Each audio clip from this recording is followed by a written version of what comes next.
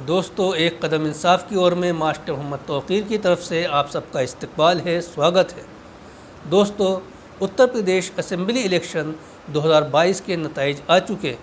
इन नतीजों ने वैसी ही तस्वीर पेश की जैसी हम अपने पिछले वीडियोज़ में पेश कर चुके हैं। दोस्तों, इस इलेक्शन में भी सपा और रालोद का कोर वोट यानी यादव और जाट का एक बड़ा हिस्सा एक बार फिर से बीजेपी को कामयाब बनाता हुआ दिखाई दिया। रहा सवाल बीएसपी का, तो बीएसपी सुप्रीमो मायावती ने इस बार भी पहले की तरह सच्चाई उगलते हुए कहा कि हमने अपना दलित वोट बीजेपी को ट्रांसफ़र करा दिया।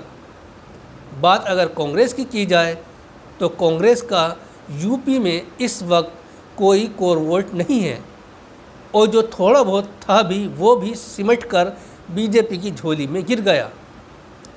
दोस्तों, नतीजे आने के बाद मुसलमानों को क्या मिला? तारीफ़ या बदनामी या फिर अनदेखी? दोस्तों, आपको मालूम होना चाहिए कि इस मरतबा इलेक्शन में बीएसपी की तरफ से तकरीबन 90 मुसलमान खड़े हुए थे और बीएसपी को कुल 403 सीटों पर 12.88% वोट मिला था।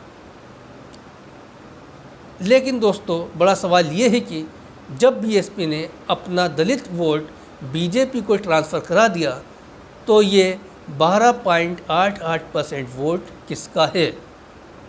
क्या इस 12.88% वोट में बड़ा हिस्सा मुसलमानों का नहीं है? दोस्तों, इसके बावजूद मायावती जी ने नतीजों के बाद मुसलमानों को क्या इनाम दिया, सुनिए। सबसे पहले तो मायावती जी ने अपनी हार का ठीकरा मुसलमानों के सर फोड़ा। उन्होंने कहा कि बीएसपी ने मुसलमानों पर भरोसा किया, लेकिन मुसलमानों ने सपा पर भरोसा करते हुए सपा को वोट दिया। उन्होंने भूल की है, उन्हें पछताना पड़ेगा, इसलिए हमने अपना वोट बीजेपी को ट्रांसफ़र करा दिया। सवाल ये है कि बीजेपी सुप्रीमो मायावती के इस पछताने वाले बयान का क्या मतलब है, ये तो वक्त ही बताएगा। लेकिन मुसलमानों के लिए सोचने का मकाम ये है कि बीएसपी को वोट देने के बाद भी बदनामी और वोट ना देने के बाद भी बदनामी। अब बात करते हैं सपा रालोद गठबंधन की। तो मुसलमानों ने इस गठबंधन को जिताने के लिए भरपूर कोशिश की और तकरीबन 90% मुसलमानों ने इस गठबंधन को वोट दिया। लेकिन अफसोस की बात यह है कि अखिलेश और जयंत की बिरादरी के वोटर्स ने इस गठबंधन को ना के बराबर वोट दिया। अगर ये वोट इस गठबंधन को मिल जाता तो नतीजे 2012 से बेहतर होते।